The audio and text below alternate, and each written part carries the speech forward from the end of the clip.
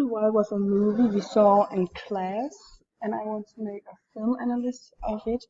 And by research, I found out that the film or the movie was based on a book, and the book was based on the diary of Chris himself.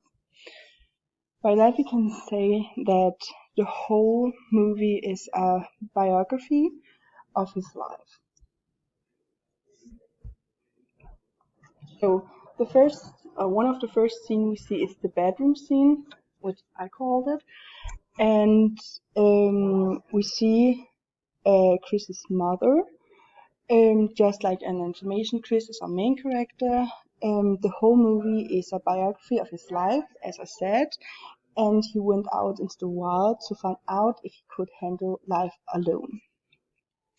One of the reasons why he does it is because he has been fooled by society and he doesn't like see a meaning in his past life. But back to this scene, the bedroom scene.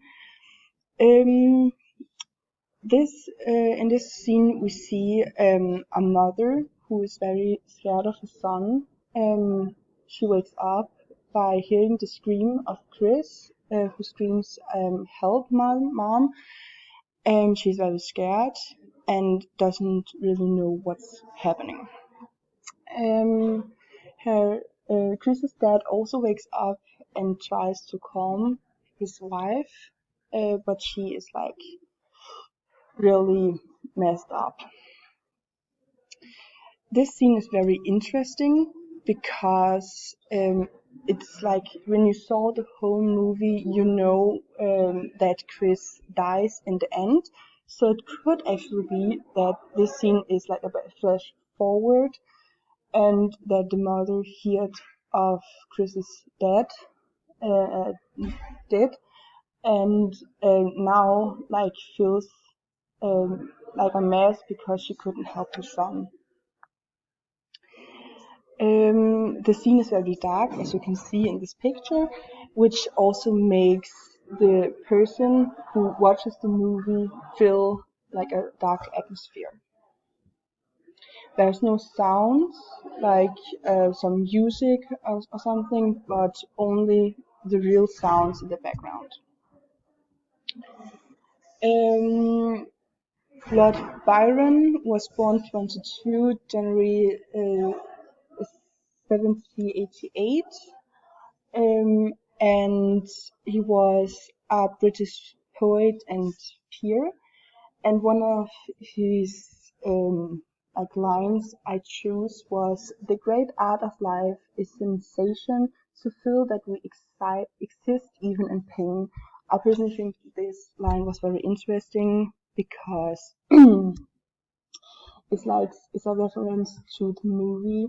Like, Chris wants to experience life and he doesn't feel like life, the only thing life is about is going to school, or in his case college, and find a job and build a family or something. So Byron and Chris both think that life is about more than just what normal people think, and that the existence sometimes can be very painful. um, in the lyrics we hear, the whole intro, the first 8 minutes we should analyze, and we hear the song, and two very interesting lines was, "Have no fear, for when I'm alone, I be better off than I was before." This lyrics part was very interesting because it's like a direct reference to, "When I'm alone, I'd be better than I was before." Chris has the mission, he has the mission to be alone into the wild by himself, alone, without any human context. And he feels very well by it, and he is very calm, and he finally feels free. And the second is, "I got the slide, I be around to grow, who I was before I cannot conceal." Chris wants to change himself, and that is also one of the things that's happening. You can discuss if it's in a positive or negative way, because the negative way is he gets kind of insane. He rips around, he goes around and talks to himself and do some weird stuff, and maybe also the idea or the concept of being completely alone is maybe a little bit weird. So yeah, the camera angels in the first 8 or some of the first 8 minutes. In the first, we have a normal angel that makes us feel very present. In the scene, we kind of see through Chris's eyes, and here,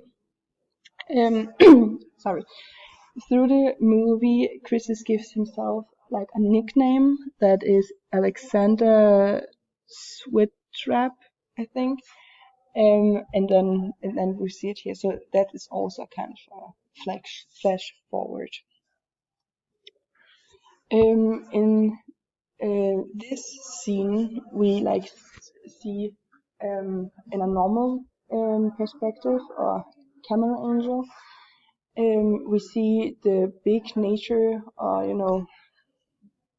the size of what nature really means. In this scene, we see it through a bird perspective, which gives us an even greater understanding of how infinity nature is. However, we feel great and could see the whole scenery, which gives us a great overview. And in the last picture, we see from a normal angel again, which again throws back into being one part with Chris. Here we also get some information how Chris got out into the wild. It's not only through the 8 minutes we should analyze, but through the whole movie we see like these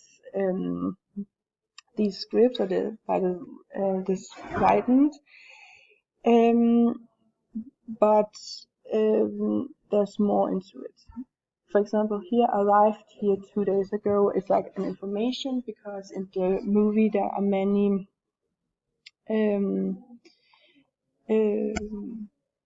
this is made because sometimes we are in 1992 and then we are in 1993, and there are many time gaps, and sometimes it can be very, very difficult to like know where and when we are.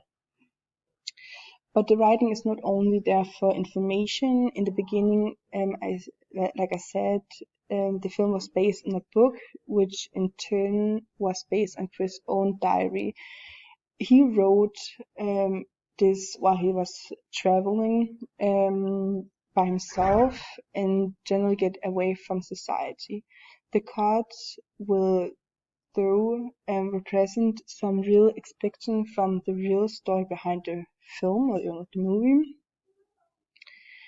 And that is the proof that it's based, or that it has been making a biography.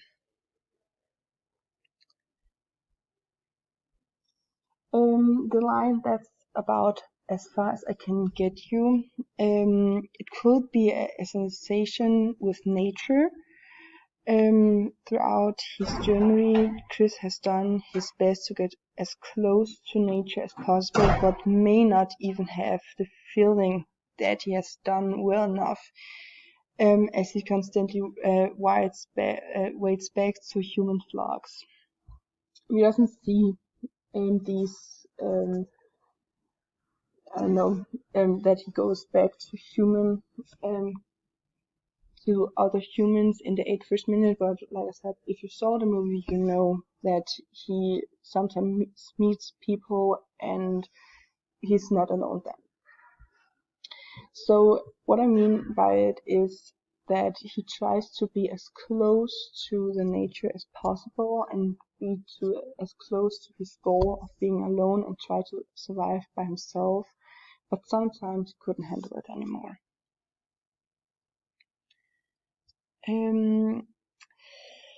This scene is also very interesting. It's 2 minutes and 60 seconds, and it's one of the first things we actually see of Chris in the nature or into the wild. This is a very symbolic scene because he kind of gets reborn like Jesus did back then by his baptism. It shows a new aspect in his life from goes from one side to another side, and yeah, he gets a new life, and I hope that was good enough and that you understood everything I tried to say.